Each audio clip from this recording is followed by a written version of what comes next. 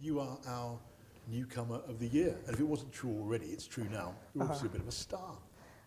Well, people on Twitter sometimes call me different things than that, but I'll take that. Thank you very much. Yeah, a lot of people would agree with you that you are something of a star. From the moment that you made your first speech, your maiden speech in the House of Commons, which, as you've alluded to there, was a bit of an internet sensation.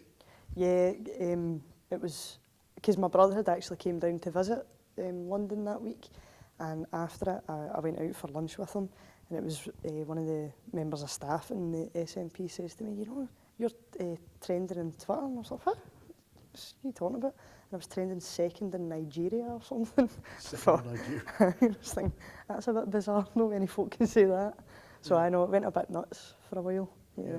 But I guess you're used to this place now, and to being a member of Parliament. You're very, very young, you know, by comparisons with most of your colleagues on the floor of the House of Commons. When you came here as a new MP, what did you set yourself as your mission? What was it you wanted to achieve? Well, I mean, I think, first of all, I don't think I'll ever get used to this place. It still bewilders me as much today as it did the first day I arrived. And as I've been on record saying multiple times, there are many things about this place that infuriate me and that I would love to change. But I think what I thought when I first got elected still stands today, which is if in 5 years' time I can say that Paisley is a better place than I left it, or that people are better off than they were had I not been here, then that's job done. You know, that's just keep doing the best I can, but that's purely what the goal is there. And do you believe that is possible? Do you think your time here as a member of Parliament, in that time, you can help to make Paisley a measurably better place? I think to an extent, yes. I mean, obviously the biggest problem that I have is that I want Scottish independence, and the reason I want Scottish independence is because I want Scotland to get the government that it votes for, and of course Scotland hasn't voted Conservative in, God, nearly 40 years. So long as we're part of this system, then no, I think we're going to be at the mercy of whatever the rest of the UK happens to vote, quite often, which is Tory. But I think it is possible in terms of being able to raise the profile of the place, being able to challenge different, I don't know, sort of the stigma attached to many things in Paisley. And most of all, being able to influence individual lives. That's the best bit for me, and I know that sounds like a pure politician thing to say, but it's the little victories that keep me coming into this place. Okay, you say you want to improve lives, you want to see people's lives measurably improve. You want to make Paisley a better place to live in, a better place to be. These are pretty high ambitions. At the end of your time, how confident are you that you can actually do these things? Well, I think that... A lot of people have high ambitions, they don't always achieve them. No, of course not. But I think, for me, those aren't high ambitions. That's the minimum, to be honest. Because what's the point of you even being here if you're not trying to do those things? To me, that's just the job description. So I do think that it's entirely possible. And when I see the work that I know that I do, but also with the staff that are in my constituency office, who are just absolutely tremendous.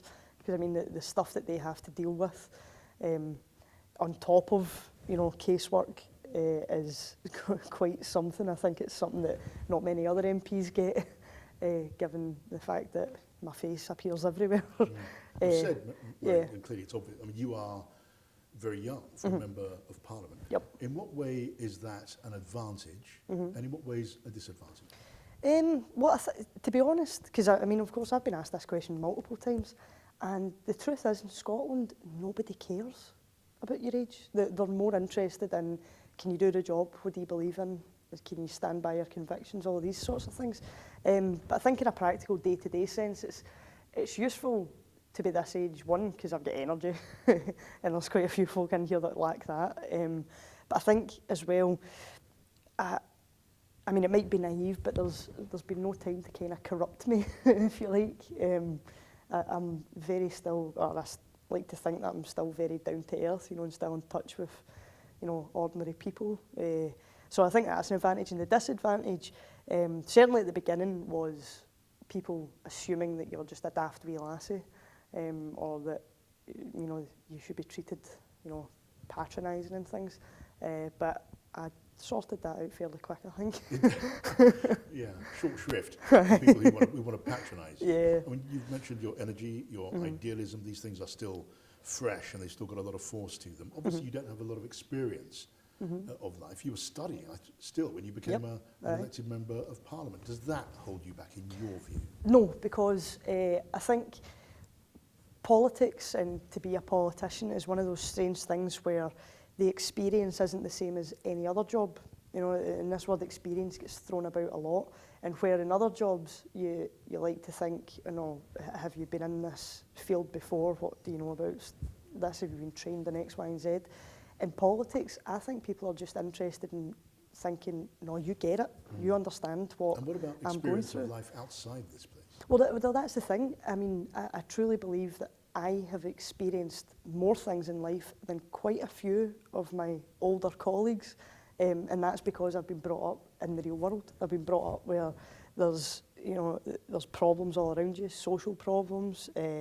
You've got people who are constantly struggling.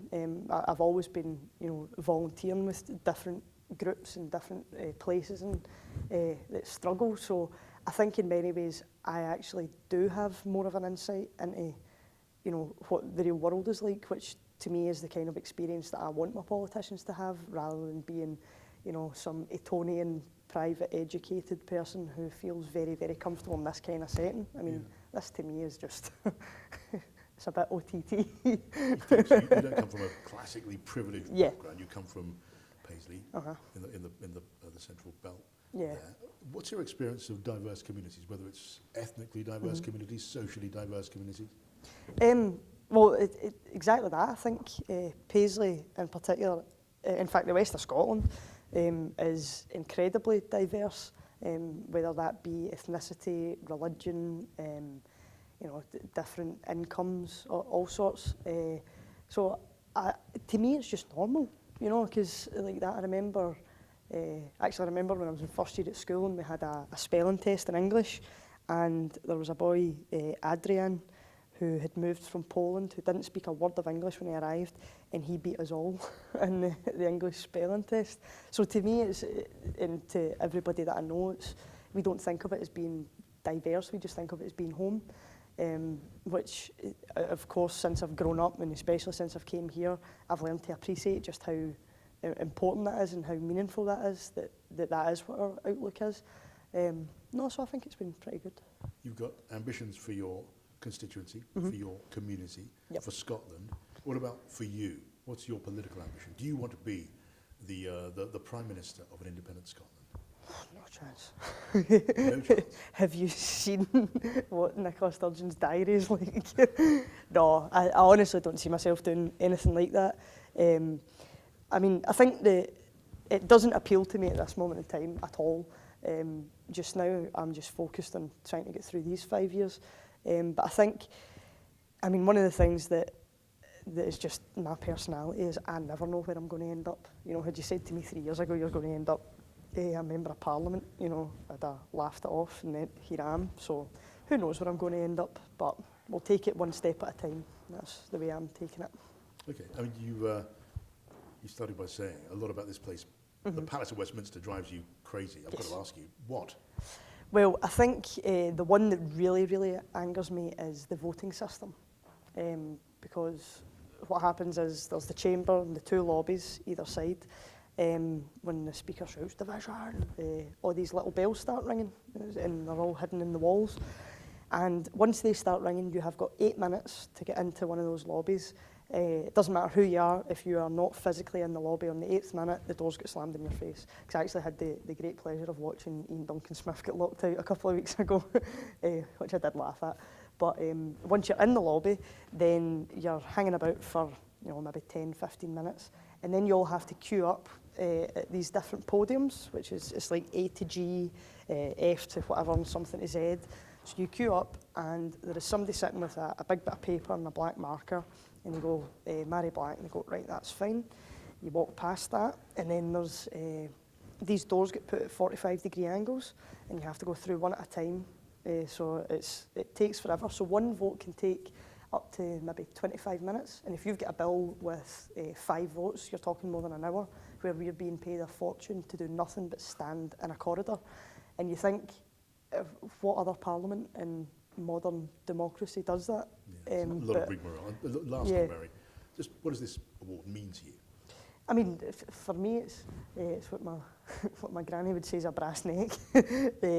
No, it's very humbling. It's, you know, greatly appreciated to get it.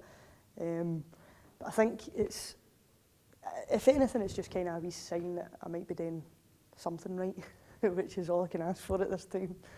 I think you must be. Thank you very much indeed. Cheers.